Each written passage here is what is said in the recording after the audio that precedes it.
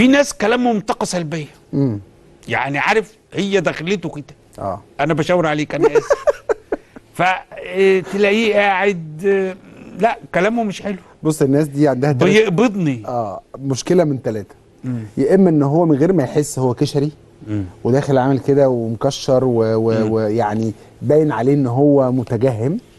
يا اما الموضوعات اللي بيفتحها عن حياته الشخصيه كلها تحت بند الشكوى، ان حصل له جراله وحصل له قابل وهو جاي لك في السكه ما عرفش يركن وخد مطب الصوت مش عارف، عنده على طول شكوى جاهز. وبعدين ده لو قعدته في اوضه لوحده يشتكي من الوحده، قعدته مع الناس يشتكي من الدوشه، نام يشتكي من الكسل، اكل يشتكي ان بطنه وجعته. يعني هو عنده سيت اب ان هو اولا طلته، عارف يقول لك تحس كده ان في صهد وهو داخل.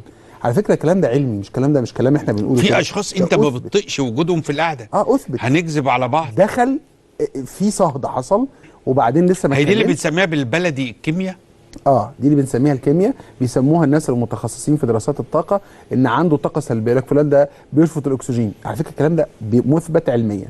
في ناس لما بتخش من كتر ما هي عندها افكار سلبيه، لان كل فكره بفكر فيها بتغير جوايا فسيولوجيا وبتغير جوايا نفسيا وبتغير جوايا كمان على مستوى الطاقه. فلما انا بفكر في افكار سلبيه كتير جسمي بقى كله بيشع طاقه سلبيه، فمجرد ما بخش على حد اوضته ولا بخش على حد مكتبه انا اديته طاقه سلبيه. لسه ما اتكلمتش، خلي بالك اتكلم بقى اروح قايل افكار سلبيه، فخلي اللي قدامي كمان مخه يشتغل في حاجات سلبيه، فخليه يتوتر وخليه يتضايق. فيا اما عنده بادي لانجوج لغه جسد سلبيه، يا اما طول الوقت بيشتكي، يا اما عنده نشره الاخبار اللي اتكلمنا فيها. هو ده اللي هو نص الكوبايه الفاضي ونص الكوبايه المليان. ده صاحبنا ده لا يؤمن اصلا بوجود الكوبايه. ده مفيش، ده في اسوء. يعني اللي عنده نص الكوبايه الفاضي ده على الاقل هو شايف الكوبايه وبيشتكي انها فاضيه، فهو يعني ضمنيا برضو معانا.